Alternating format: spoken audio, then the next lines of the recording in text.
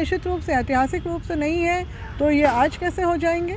इनका ये दावा ये कर देंगे चित भी मेरी पट भी मेरी। तो चरवाहा और खेतीहर कैटेगरी में रखा गया है और आदिवासियों की अलग से लिस्ट है। क्यों इनको पिछड़ा वर्ग में रखा गया? आज़ादी के बाद भी बार बार रखा गया है। 1950 में पहली बार डाला गया, 1955 में भी जो गवर्नमेंट का ऑर्डर था उसमें 1950 में फिर काका कालेकर जो कमीशन में उसके द्वारा रखा गया। फिर उसके बाद 1972 जो है उसमें भी मंडल कमीशन के द्वारा इनको पिछड़ा वर्ग में ही रखा गया।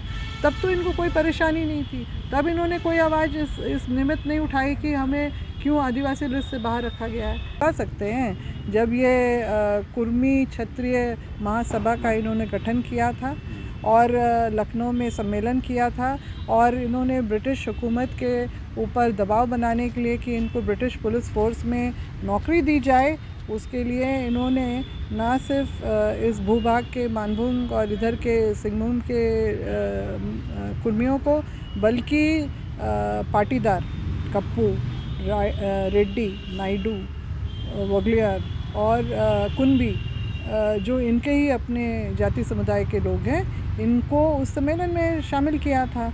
किस उराव मुंडा हो खड़िया और बाकी ऐसे आदिवासी समुदाय के लोगों को इन्होंने आमंत्रित किया था? नहीं किया था। उस समय तो ये लोग ने जो है जब 1913 का गैजेटर का कॉपी दिखाते हैं कि हम लोगों को रखा गया था, तो आखिर उसके बाद गायब कहाँ हो गए? किसने षड्यंत्र किया? षड्यंत्र क्या किया? इन लोगों ने खुद जाके कोलकाता में अपनी अर्जी डाली कि हम आदिवासी नहीं है, हमें निकाला जाए, हटाया जाए, क्योंकि इनको शर्म आ रही थी आदिवासी कहलाने में। और जबरन तरीके से मतलब गलती से ही डाल दिया गया था, विरोध किया, इसलिए वो 1910 में भी ये नहीं थे। 1910 में जो संथाल परगना का जो सेंसस रिपोर्ट हमारे हाथ में है उसमें इनको चरवाहा और खेतीहर कैटेगरी में रखा गया है और आदिवासियों की अलग से लिस्ट है। 1931 का भी जो है रिपोर्ट जो है हमारे हाथ में है, जिसमें आदिवासियों के 2 इंपीरियल टेबल्स बने और उसमें भी इनका कहीं जिक्र नहीं है। वो तो है ही नहीं वहाँ पर। क्यों बनना चाहते हैं? आखिर क्या ऐसा है जिसको? देखिए, राजनीतिक जो है ये अपना जो लाभ लेने के लिए बस वही है, क्योंकि जैसे मैंने कहा ना कि आदिवासी समुदाय का ही कोई व्यक्ति मुख्यमंत्री की सीट पर बैठ सकता है।